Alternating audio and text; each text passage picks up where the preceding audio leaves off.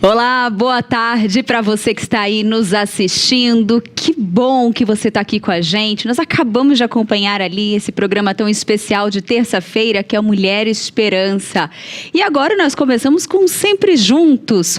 O tema de hoje é, você vai saber de cor. Posso todas as coisas naquele que me fortalece. Aí eu te faço uma perguntinha e eu vou contar com a ajuda do Matheus, que está ali na transmissão. Você no trânsito já deve ter visto algum carro com algum adesivo escrito, né? Tudo posso naquele que me fortalece. Ou você já na sua casa também já deve ter tido um quadro ali ou um artigo de decoração também com essa frase. Essa frase está presente em quase todos os momentos, seja adesivada, seja escrita ou seja dita. Quantas vezes você já não falou para alguém, ou você, aliás, afirmou para você mesmo, tudo posso naquele que me fortalece. Mas, Tainá, onde você quer chegar repetindo esse versículo? E a minha pergunta é, você já usou? Em que situação? Com qual o propósito? O objetivo de hoje é analisarmos esse versículo e analisarmos de forma correta. E para isso eu conto com a ajuda do seminarista Paulo Menezes, que está com a gente aqui, está comigo aqui no estúdio. Boa tarde, Paulo. Boa tarde, Tainá. Obrigado pelo convite. Eu estou muito alegre de estar aqui. Que bom. Obrigada por participar. Olha, o Paulo Menezes, ele já participou do quadro, ele já comentou em outros momentos, mas agora ele é o nosso convidado aqui para a gente poder falar desse tema e debater de assuntos tão importantes e relevantes que é do nosso dia a dia e que a gente precisa ter conhecimento, né? E, Paulo, eu começo fazendo aquela perguntinha. Por que será que as pessoas usam tanto esse versículo? Tainá, são muitos os motivos. E eu quero elencar aqui pelos mais conhecidos, né? As pessoas usam muito esse versículo, e aí eu quero separar as pessoas que usam isso com alguma boa intenção. Quase sempre uma boa intenção, é preciso deixar claro isso. Mas as pessoas usam muito porque o cenário de escassez que vivem é muito alto. A gente lida, principalmente com a maioria dos brasileiros, lida com muita pobreza, às vezes miséria, escassez de recursos. Tudo posso naquele que me fortalece, né? Às vezes vira um slogan de quem está carecendo de algo. Tudo posso... ele dá a ideia de que ele ainda não tem, mas poderá ter. Sim. Então, tudo posso naquele que me fortalece, não é só desejos consumistas, né? Pessoas que querem comprar apenas um carro novo do ano. Às vezes são pessoas que utilizam, que são pessoas que estão carecendo de alimentos, carecendo de dignidade. Por exemplo... Em comunidades cariocas, tudo posso naquele que me fortalece, ele gera um outro impacto no coração dessas pessoas. Quando você diz isso, as pessoas logo associam a necessidades básicas. Elas terão necessidades básicas. Ainda assim, não é o que Paulo está dizendo. Muito bom. E ele, assim, além de tudo, nesse versículo, ele se tornou muito popular e as pessoas têm ele com facilidade em mente. Às vezes não associam, né, se eu se perguntar qual livro, né, ele fala, onde ele está citado na Bíblia. Às vezes eles não vão ter dificuldade de recordar ali, mas eles vão lembrar do versículo. E é bem observado isso que você falou, Paulo. Até se possível, eu gostaria de aproveitar, não está no roteiro, mas eu gostaria de aproveitar nesse momento e que você falasse um pouquinho desse projeto. Você está engajado num projeto, então, quando você citou também essas famílias mais carentes, né, que está no Rio de Janeiro e que precisa dessa ajuda, que conta, né, ter coisas básicas ali. Você quer compartilhar para a gente um pouquinho? Porque eu acredito do seu trabalho ali dentro, né, da igreja e seu. Porque eu acho que isso faz também com que a gente se sensibilize também a entender por que esse versículo, em alguns momentos, ele é Então, é a fé ali, né? Baseada ali onde dá força para ele continuar, né? Uhum. Bom, eu sou fundador de uma ONG que adotou 200 famílias no Complexo da Mangueirinha, na cidade de Duque de Caxias. A gente tem feito ações em parceria com a Igreja Presbiteriana, né, principalmente com o presbitério local, e também temos ajudado as igrejas presbiterianas daquele presbitério a levarem cestas básicas para as famílias de pastores, de presbíteros, de irmãos da igreja. Já lido com esse cenário há muito tempo, e o que mais percebo na comunidade é um cenário de carência quase total em todos os níveis. Não só precisam de alimentos, mas precisam também de afeições religiosas, eles precisam de carinho, eles precisam de diversos tipos de elementos, né, que nós, como sociedade, julgamos serem básicas, serem essenciais. Em contraste com o versículo que nós acabamos de ler, o apóstolo Paulo diz um pouco antes que sei passar necessidade, sei também ter abundância de riquezas. Esse cenário da favela carioca é quase sempre de escassez de alimentos, escassez de recursos, e quando se há alguma abundância, quase sempre ele é fruto de um trabalho ilegal. De todo tipo. E aí quem conhece um pouco e já ouviu falar sobre as comunidades cariocas podem imaginar de que tipos são esses trabalhos ilegais, né? Exatamente. Mas temos ajudado pessoas, né? Entregado cestas básicas, inclusive vai ter uma agora da Páscoa, entregaremos 200 ovos de Páscoa, mais 100 cestas básicas para aquela comunidade e também 200 máscaras. Será um momento maravilhoso, estou muito empolgado com isso. E é muito comum, Tainá, a gente passear pelas comunidades, principalmente lugares isolados do Brasil. Eu já pude ter esse tipo de contato, dessa fé triunfalista. E é isso que nós vamos até abordar, né, dentro deste versículo, né? Dessa fé, desse elemento triunfalista que serve para trazer uma esperança, mas uma esperança passageira, uma esperança que logo se esvai, mas é um elemento de esperança, o elemento de que filho, filha, tenham fé em Deus, amanhã teremos comida. Muito bom. Amanhã poderemos o que comer, teremos como comer. Tenham fé em Deus porque papai vai voltar. Tenham fé em Deus porque mamãe foi trabalhar, mas cuida das coisas. Eu volto. Então, esse elemento de esperança, ele tem dado mais uma energia, mais combustível para as pessoas que carecem, para as pessoas que sofrem. E não é inútil. Sim. Não é inútil. Eu acredito. Eu confesso que todas as vezes que essas pessoas, ou que outras pessoas em contextos parecidos usam esse versículo nesse sentido, eu confesso que não me sinto frustrado, não me sinto aterrorizado, não. Eu sinto compaixão. Muito bom. Compaixão. Eles carecem de um pouco de esperança. Eu sinto que, é claro, uma explicação mais abrangente e a demonstração do real sentido vai dar uma esperança que nunca se esvairá. Muito bom. E essa é a oportunidade que temos como igreja. Aproveitarmos, ainda que essa seja uma falsa esperança, aproveitarmos essa oportunidade para proclamarmos a verdadeira palavra de Deus e explicarmos qual é o sentido desta fé. E se conseguirmos explicarmos qual é o sentido desta fé, aí sim teremos êxito.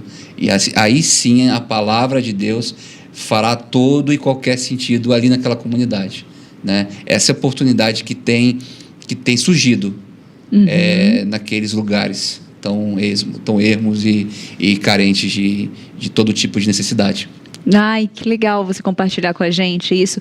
E é muito importante uma coisa que você levantou, que é a gente, por mais que a gente tenha às vezes o conhecimento também, por mais que a gente compreenda que o propósito hoje é falar quantas vezes esse versículo ele foi mal compreendido e empregado em situações, né, triunfalistas ali, aquele momento, mas como também é importante a gente ter essa sensibilidade também da situação, da pessoa, e a gente saber tratar ali, aproveitar essa oportunidade para poder chegar com mais do Evangelho, né? Assim o apóstolo Paulo fez.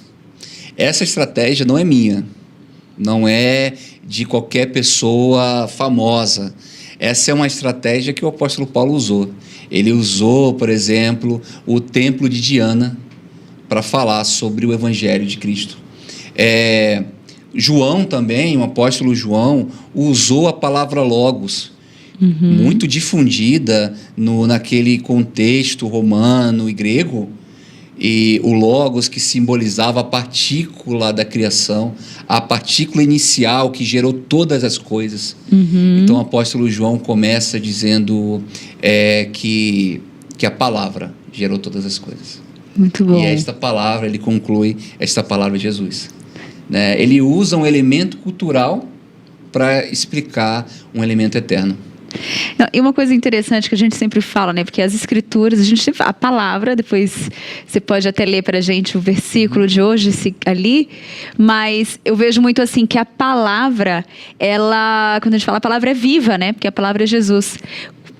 Você consegue explicar, né, passar o quão importante, por que quando a gente lê a Bíblia, por que ela é tão fundamental, né, nesse nosso processo de conhecimento de Deus, de Cristo, né?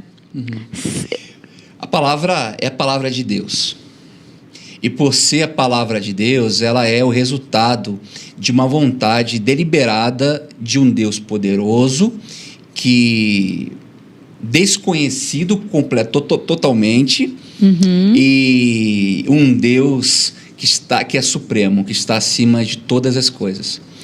Esta é a palavra, e na verdade, aliás, esta é a forma que Deus achou de se comunicar conosco.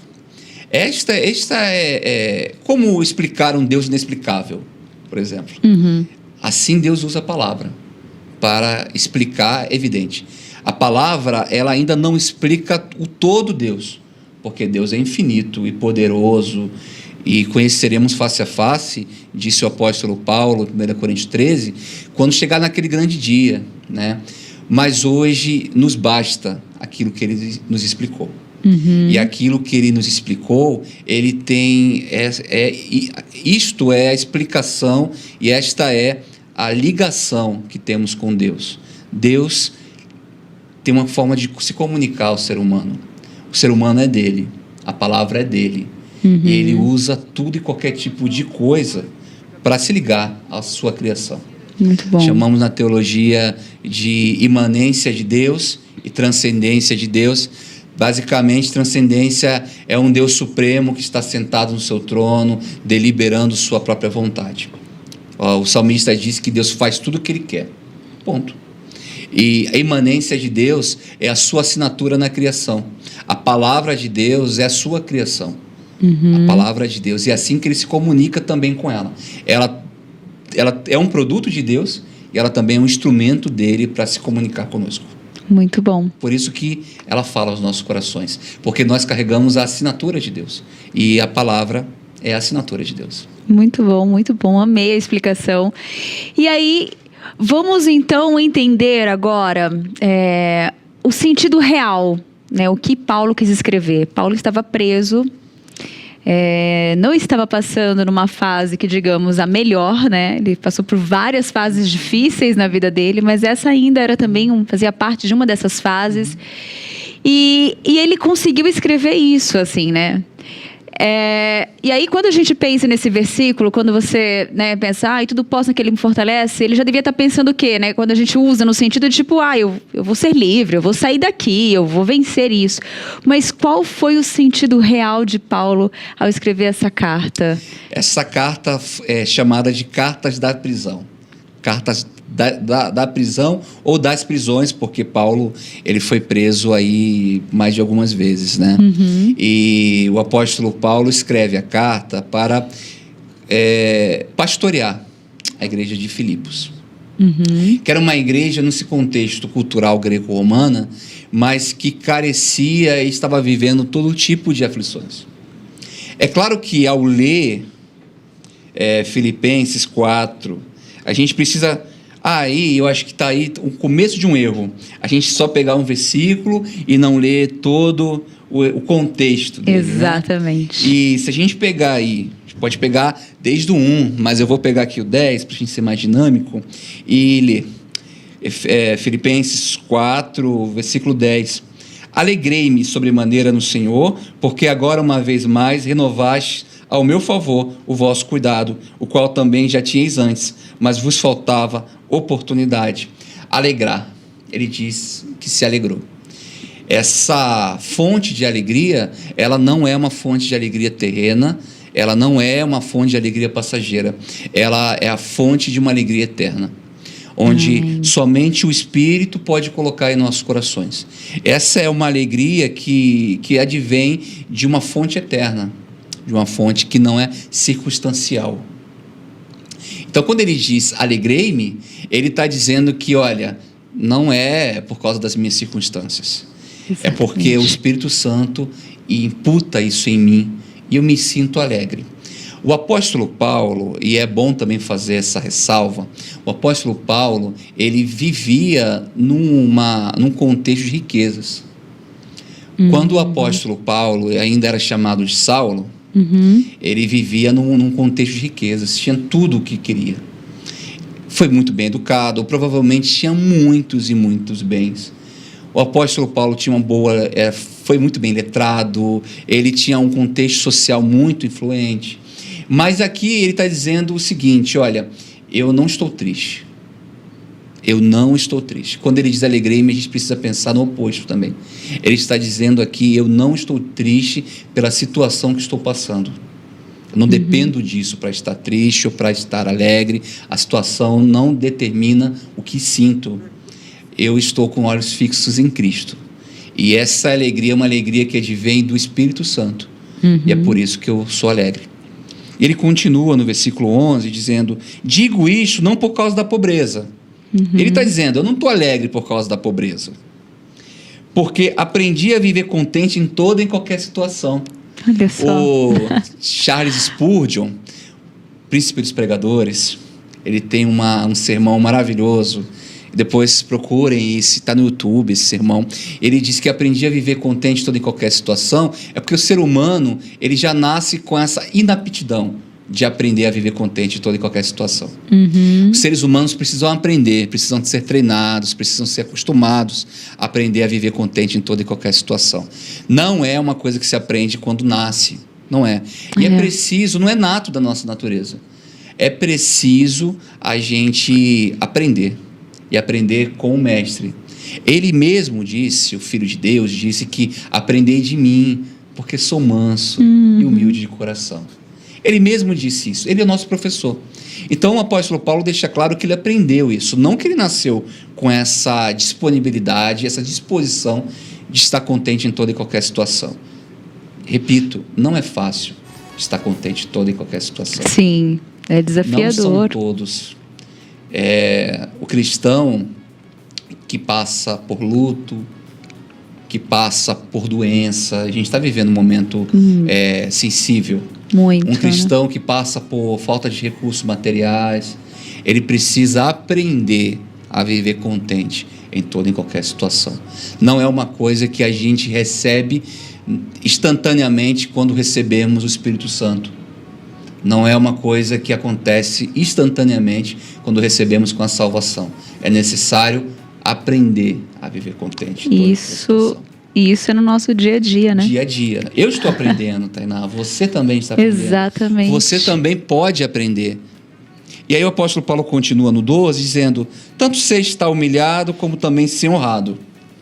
De tudo e em toda circunstância tenho experiência, tanto de fartura como de fome, assim de abundância como de escassez. Aqui ele deixa claro aquilo que ele já viveu e aquilo que está vivendo, e aí mais uma vez ele afirma, não é por isso que estou alegre. E no 13 ele disse, tudo posso naquele que me fortalece. Tudo posso, esse poder está ligado ao versículo anterior, a ser humilhado, a ser honrado, ou a ter experiência, ou a ter fartura, ou a ter fome, ou a ter abundância, ou a ter escassez. Tudo posso está ligado ao versículo anterior. E depois ele conclui, todavia fizestes bem, associando-vos na minha tribulação. E sabeis também vós, ó Filipenses, que no início do Evangelho, quando parti da Macedônia, nenhuma igreja se associou comigo no tocante a dar e receber, senão unicamente vós outros. O apóstolo Paulo vai dizer que o único lugar que podemos aprender, e a escola desse tipo de aprendizado é a escola da tribulação. Se associar com o que chora, se associar com o que sofre, se associar com quem passa fome, se associar com quem vive uma situação de escassez qualquer da vida, se associar a quem está com luto. Então o apóstolo Paulo vai dizer ao final aqui que, olha, nenhuma igreja se associou comigo no tocante de dar e receber, senão unicamente vós outros. Nós aprendemos a estar contente em toda e qualquer situação, quando a causa do próximo, a causa do outro, é a nossa causa. Muito bom. A igreja foi elogiada por isso. Todos preferiram se desassociar, mas vocês se associaram na minha tribulação. Por isso eu dou glória a Deus pela vida de vocês. Como irmãos, como igreja de Cristo, precisamos estar associados às dores e sofrimentos e à tribulação dos nossos semelhantes. É isso que tudo posso naquele que me fortalece. Eu posso por isso, porque eu estou envolvido com as mazelas, com as causas, com as tristezas, com as dores. O cristão não foi chamado para estar unicamente, por exemplo, numa família e só. O cristão também é chamado e é convocado a estar nos velórios, a estar nos hospitais, a estar em locais de difíceis acessos. Essa é a missão da igreja. Ir a quem precisa. Precisamos nos associar a essas pessoas. Por isso que tudo posso, porque ao ir eu posso viver toda e qualquer circunstância, mas a minha alegria não depende dessas circunstâncias, contanto que eu vá e me associe a essa causa. Muito bom, que explicação. Até nós temos, eu estava vendo os comentários aqui, o Nilson, ele colocou, até lembrou bem, né? Usam muito, é o versículo 13 de Filipenses 4:13, isso mesmo. E a Irene colocou brilho celeste, nos faz meditar nas verdades de Deus. A Marcília colocou, geralmente usamos esse versículo quando passamos por algum momento difícil da nossa vida, que a nossa força vem do Senhor Jesus. E até aqui na conversa tem o Nilson da Silva, né, que ele está pedindo ajuda, oração, ele diz que precisa muito da ajuda, está passando por um momento muito difícil de depressão.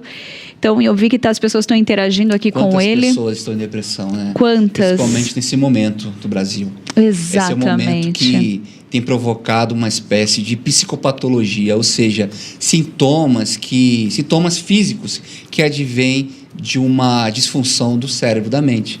A gente está vivendo e passando por situações e o nosso corpo está refletindo essas situações. Né? A igreja brasileira e o mundo, o Brasil, nós carecemos de orações e precisamos de pessoas que carreguem um pouco também os nossos fardos, que dividam conosco os nossos fardos e as nossas ansiedades. Precisamos de atenção, carecemos de uma ligação, de um WhatsApp, de uma cesta básica ou de um Pix, quem sabe? Deus está tocando teu coração para que você faça um Pix para alguém que seja necessitado, ou uma cesta básica que você pode fazer.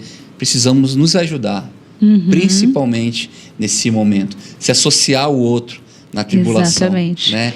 Para aí então dizermos, tudo posso, naquele que me fortalece. Nossa, amei. E é verdade, né? Isso você tá falando, né? Tudo que você está dizendo é uma... Quem tem acompanhado a nossa programação, quem acompanha a nossa programação, os nossos cultos, sabe que a nossa igreja tem essas causas, somos envolvidos e nós contamos tudo o que acontece graças também à ajuda de quem está nos assistindo, né? Que até esse momento tem colaborado e que continuam, né? Você vê que as pessoas vêm atrás querendo ajudar de alguma forma, perguntando como eu faço para ajudar um projeto ou como eu faço para poder contribuir.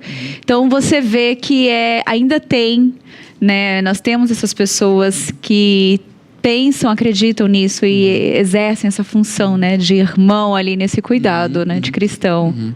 Não só doar, mas também se doar. O apóstolo Paulo não tinha como doar, mas ele se doou. Por isso que ele pôde passar por toda e qualquer circunstância, toda e qualquer situação. Se você não pode doar, se doe, se voluntarie para alguma causa, que você acredite, que louve, honre e glorifique a Deus através dela. Muito bom. Aí, agora voltando, né? Eu queria só reforçar uma questão que você falou bem lá no comecinho, a teologia triunfalista, né? Você consegue explicar só um pouquinho para a gente entender o que foi, né? Você falou, né, teologia triunfalista, lá no início, só para a gente entender exatamente, para ter essa cautela também, né? Uma teologia triunfalista é uma teologia que não se preocupa com o real sentido do texto bíblico. Não se preocupa. Principalmente, ela não se ocupa em glorificar a Deus unicamente. Uau! Ela está sempre colocando o homem no lugar de Deus. Para essa teologia, Deus serve ao homem e não o homem a Deus. Então é muito fácil, a partir dessa visão, explicar uma passagem bíblica tirando Deus do centro e colocando o homem nele. A parábola do bom samaritano, por exemplo, podemos focar apenas no homem ou no filho, esquecermos do pai. Ainda que isso, para mim e para muitos que estão assistindo, seja um absurdo. Mas há muitas formas de tirarmos Deus do centro e colocarmos o homem. Deus está sempre servindo o homem. E nessa teologia triunfalista, é a do triunfo, que o homem não só ganhará um terreno no céu, com mansões celestiais, e habitará em ruas de ouro, e andará em ruas de ouro. Ele não só diz isso, ele diz também, Tainá, que essas mansões celestiais, essas ruas de ouro, e todo esse gozo de abundância e prosperidade acontecerá aqui e agora. E quando Jesus Cristo morreu pelos nossos pecados, herdamos também essas bênçãos materiais. Ou seja, estão sempre esperando colher aqui na terra coisas que colheriam no céu. O apóstolo Paulo, o nosso exemplo, ele morreu pobre e provavelmente com deficiência nos seus olhos, espancado, né? Sem recursos financeiros algum. Mas para a teologia triunfalista, esse é um exemplo de pessoas que não estão usando corretamente a sua fé. Eu quero contar uma pequeníssima história, Tatá, em relação a essa teologia triunfalista. Em 2019, eu estava com meu pai no hospital e eu estava diante de um homem que andava e agora estava paraplégico, que estava entubado e carente de todos os tipos de recursos da saúde. E eu ouvi de uma pessoa que prega a teologia triunfalista que se meu pai fosse realmente um homem salvo, ele não deveria, eu não poderia estar passando por aquilo. E isso era um problema da falta de fé, não da falta da vontade de Deus. A teologia triunfalista, por exemplo, Tainá, ela vai olhar para esse mundo e todas as pessoas que estão morrendo por Covid e vai dizer que isto é falta de fé. Não há uma associação na tribulação, como o apóstolo Paulo nos ensinou, mas há uma ocupação de um espaço superior ao que sofre. Eu não sofro, por isso a minha fé é melhor, a minha fé é maior, mas você sofre. O apóstolo Paulo quebrou essa lógica ao dizer aqui no versículo 10, alegrei-me sobremaneira. O apóstolo Paulo estava dizendo, estou alegre vivendo isso. Ou seja, não é questão da minha fé, da grandiosidade da minha fé, ou não é questão daquilo que eu posso fazer a Deus. Eu não preciso fazer campanha de dízimos, para que Deus me ame mais. Deus me ama, e ponto final. Essa é uma decisão dele, de me amar. E por ele me amar, eu estou alegre. Por Muito ele bom. me amar, eu recebo dele alegria. Por ele me amar, eu recebo dele contentamento. Por ele me amar, eu posso estar feliz, mesmo passando por pobreza, mesmo passando por riqueza, ou porque a gente não vai dizer que as pessoas ricas não se sentem só. Pessoas ricas também se sentem sós. Pessoas ricas também carecem desse tipo de alegria. O apóstolo Paulo acerta aqui, porque ele não está privilegiando nem um pobre nem um rico, ele não está apontando para um ou para outro. O apóstolo Paulo está falando assim, a minha alegria provém de um lugar que independe das circunstâncias. A teologia triunfalista, ela prega que quanto maior a sua riqueza, maior é o amor que Deus tem por você. Ai, que lindo. Isso é. Muito E essa lindo, teologia gente. triunfalista, ela adentra em locais escassos, principalmente em locais escassos, e principalmente em corações que habitam ali o medo. Olha como ela Existe alcança, o medo, né? dos ricos se tornarem pobres e fazer sacrifícios e fazer campanhas é a forma de subornar Deus. Meu Deus. Em troca do seu sacrifício, em troca do seu dinheiro, você subornar e comprar a bênção. Pedro, o apóstolo Pedro, também recebeu esse convite. Um mágico fez um convite a Pedro e ofereceu, em troca do Espírito Santo, dinheiro. O apóstolo Pedro o recusou, o apontou de forma pública e disse que aquilo não era comprado assim. Não compramos o amor, não compramos as bênçãos de Deus com o nosso dinheiro, com o nosso cheque ou com qualquer tipo de sacrifício. Nós recebemos o amor de Deus porque o amor, ele é fruto de graça. Amém. Que E a lindo. graça, ela é imerecida e ele nos amou primeiro, por isso que nós o amamos. Não fiz nada por merecer a graça, mas Deus derramou a graça sobre nossas vidas. E se Deus quis, e essa foi a vontade dele, derramar graça sobre minha vida, e essa foi a vontade dele decidir me amar, quem sou eu para recusar essa graça? Ai, Quem sou eu amém. para recusar o amor? O que nós podemos fazer, Tainá, é desembrutecer o nosso coração e abrirmos os nossos corações para sermos amados pelo Pai. É ser amado, é decidir ser amado. Eu não sou a pessoa para me julgar. Eu não posso também te julgar. O que eu posso fazer é receber o amor de Deus, que está em Cristo Jesus. E este amor, Romanos 8 vai dizer, nada poderá nos separar deste amor. Nem Amém. Profundidade, nem Nem tristeza, altura. nem escassez, nem riqueza, Nem espada, nada. nem potestades, nem céu. Nada poderá nos separar deste amor que está em Cristo Jesus, o nosso Senhor. É muito bom, muito lindo, muito lindo. Não tem como a gente falar disso, não se emocionar, não sentir essa alegria, essa gratidão, Sabe né? o que é curioso? O apóstolo Paulo se sentia amado. Ele teve sua cabeça cortada pelo Império Romano. Mas o apóstolo Paulo tinha a convicção que ele era amado. Eu quero andar com essa convicção, Tainá. Eu não sei vocês, mas eu quero andar nessa convicção de que eu sou amado, de que a graça dele me alcançou e que eu posso passar qualquer coisa, porque eu sei em quem eu tenho crido e ele tem me amado. É amor. Posso viver toda e qualquer coisa. Esse era o sentimento, meu pensamento no luto. Quando meu pai faleceu em 2019, eu não concluí, meu pai acabou falecendo, sim. Eu ainda assim me senti amado. Como explicar para alguém que está em luto que ele ainda era amado? E eu me senti amado, ainda me sinto amado. Eu me sinto amado. Apesar de ter perdido meu pai, eu me senti amado por Deus ainda.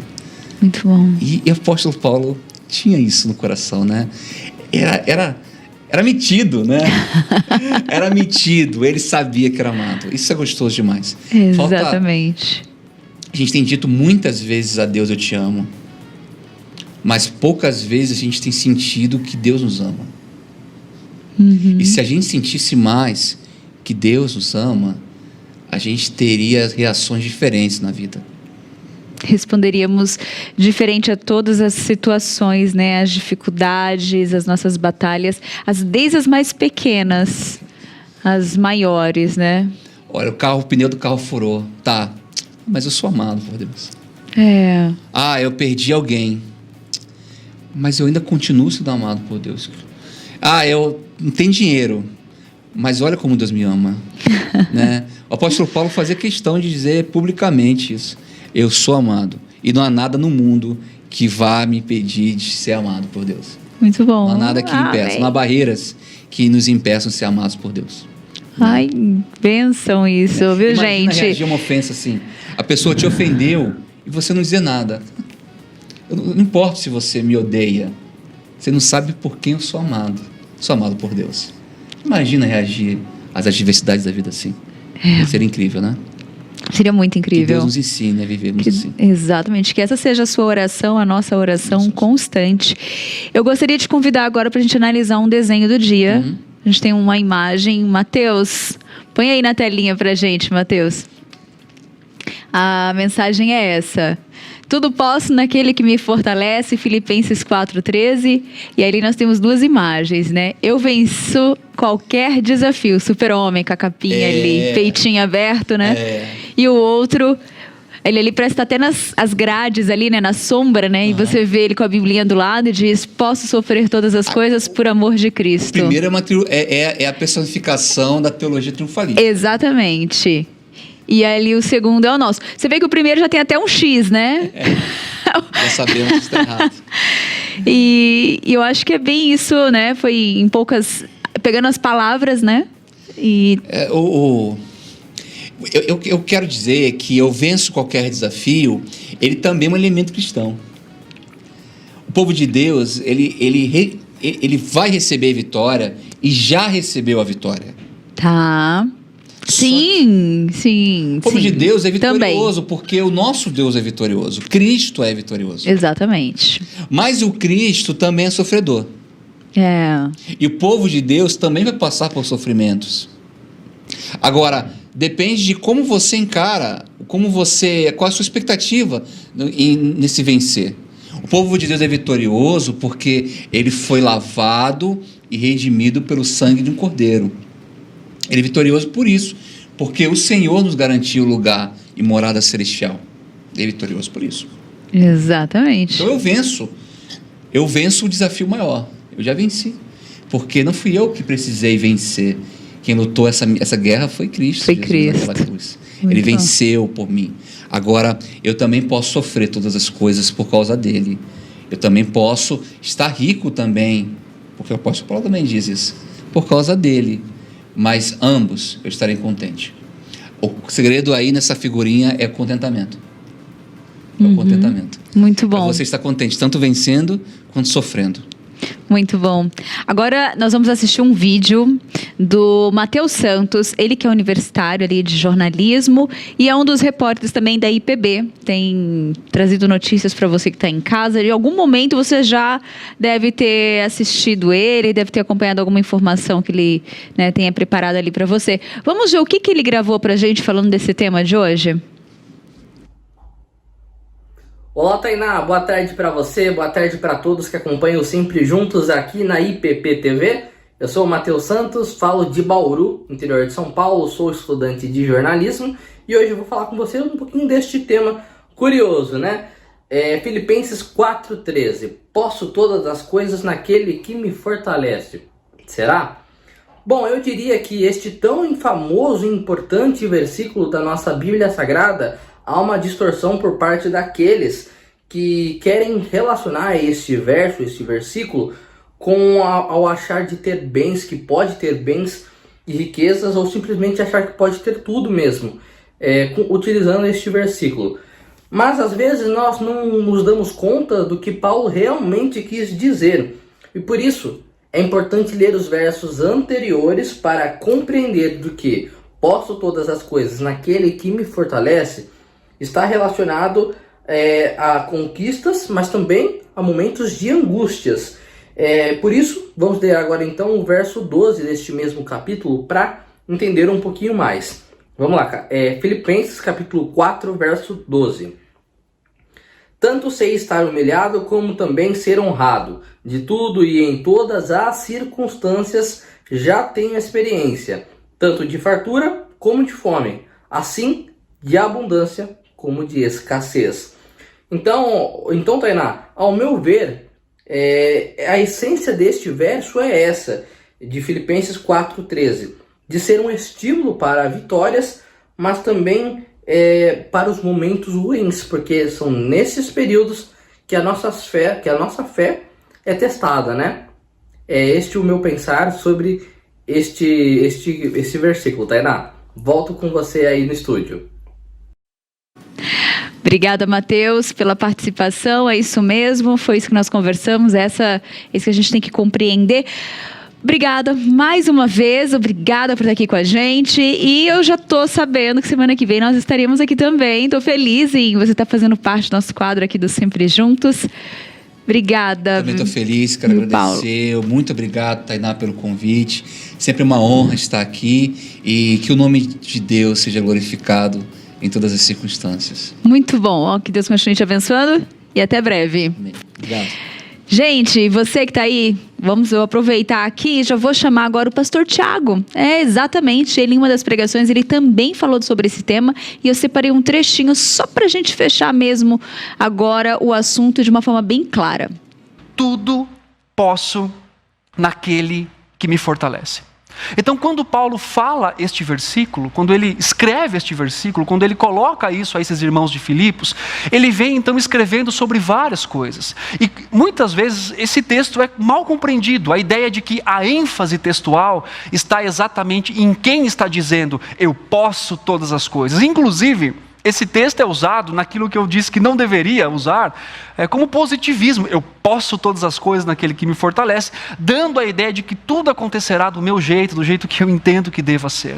Mas quando nós analisamos o texto, nós vemos que o apóstolo Paulo não está dando ênfase no poder que ele tem para fazer todas as coisas. Mas a ênfase textual paulina é que ele pode todas as coisas, mas a fonte do seu poder, a fonte da sua capacitação é maior do que a própria frase que diz, eu posso todas as coisas. A ênfase textual é naquele que me fortalece. A ideia de Paulo aqui é que ele recebe a força do Senhor constantemente para que ele lide com situações de perseguição com relação à pregação do evangelho, ou estar em prisões, ou ser atacado pelos judeus. O apóstolo Paulo diz que ele pode lidar com isso em contentamento, porque a fonte do contentamento não são as circunstâncias, a fonte do contentamento não é a própria alma humana, mas a fonte do contentamento é a força que vem do Senhor. O desenvolvimento do contentamento num coração simplesmente natural e pecaminoso, isso é impossível para nós. Nós não podemos realmente, nós não conseguimos realmente transformar o nosso coração para que nós vivamos em contentamento diante do Senhor, diante de todas as situações que vivemos aqui. Mas pela força do Senhor, nós podemos viver constantemente. Muito bom mesmo a gente refletir esse tema, poder meditar e compreender ainda mais. Eu vou fazer até um comentário que eu separei aqui, né? Do personagem histórico da literatura brasileira. Mesmo ele sem ser evangélico, ele disse referente ao que o diabo disse, né? Ele fala referente ao Salmos 91, lá quando ele foi tentar Jesus, né? Ele fala o seguinte, o personagem: as palavras de Deus ditas no sentido em que Deus não agisse, não são palavras de Deus, são palavras do diabo. Porque a gente tem que tomar esse cuidado da gente não distorcer a palavra de Deus, não distorcer o que Deus quer nos falar, porque essa é a estratégia dele. Não que o posso todas as coisas naquele me fortalece, ele não seja um versículo como o Paulo mesmo falou aqui com a gente, né? Que muitas vezes é isso que dá esperança para muita gente. Mas a gente tem que tomar muito cuidado para não ir para outro caminho com esse versículo e querer ter a força, né? Nossa, para que Deus nos sirva de acordo com o nosso querer, do que na nossa necessidade naquele momento. E é isso que a gente precisa meditar, isso que a gente precisa entender e usar esse versículo na situação certa da nossa vida, na situação certa em que o apóstolo Paulo quis nos escrever. Então eu espero que o conteúdo de hoje tenha te ajudado, né? Que assim como eu, você também possa ter aprendido ainda mais hoje. Gente, agora eu quero saber o que bombou. E o que bombou é essa imagem que está na sua telinha. É uma imagem forte, ela é impactante, mas esse é um post do Paulo César Baruch. Ele escreveu o seguinte, o musicista, né? Ele escreveu o seguinte, esse post é um repost que ele fez de um pedido de um médico. Essa foto é um médico que está ajoelhado junto com o irmão dele, que está lutando com Covid, né? Está entubado. E aí o texto desse médico é um texto extremamente comovente. E a ideia desse texto, gente, é que ele traga uma consciência para todos nós, para que nós possamos entender que a necessidade que nós temos real de se cuidar, de cuidar do próximo. O vírus ainda está aí, existe essa batalha ainda, nós estamos vivendo uma guerra ainda, essa batalha, nós não acabou ainda, mas nós precisamos muito fazer a nossa parte. Então, esse foi um post do Paulo Baruch, que ele fez um repost, né, deste post. Então, se você quiser ler o texto completo, na íntegra, que está muito especial, você pode ir na página dele, que é o @PCBaruch, com K no final, né? Tá até ali em cima na foto, se você olhar, tem o nome dele. Você pode até ir lá, buscar esse post, fazer a leitura e talvez esse texto venha mexer bastante com você, te conscientizar de alguma forma. Então fica essa dica aí para você. E fica também a página do Paulo César Baruch, que essa página é muito legal, é muito dinâmica, ele tem conteúdos excelentes, trechos de músicas, né, que a gente gosta tanto de ouvir, tem posts, né, super legais pra gente ter. Eu só quero confirmar com a minha produção se nós temos notícias hoje. Não, nós não temos uma notícia hoje, mas tudo bem, gente. Eu espero que o conteúdo de hoje realmente tenha te edificado. Eu mando um abraço para Palavras e Obras, a Janete, o Nilson da Silva, a Fátima. Um abraço para todos vocês que estiveram aqui com a gente, partilhando, compartilhando e aqui participando desse programa. Fiquem todos com Deus e até amanhã, se Deus quiser. Tchau!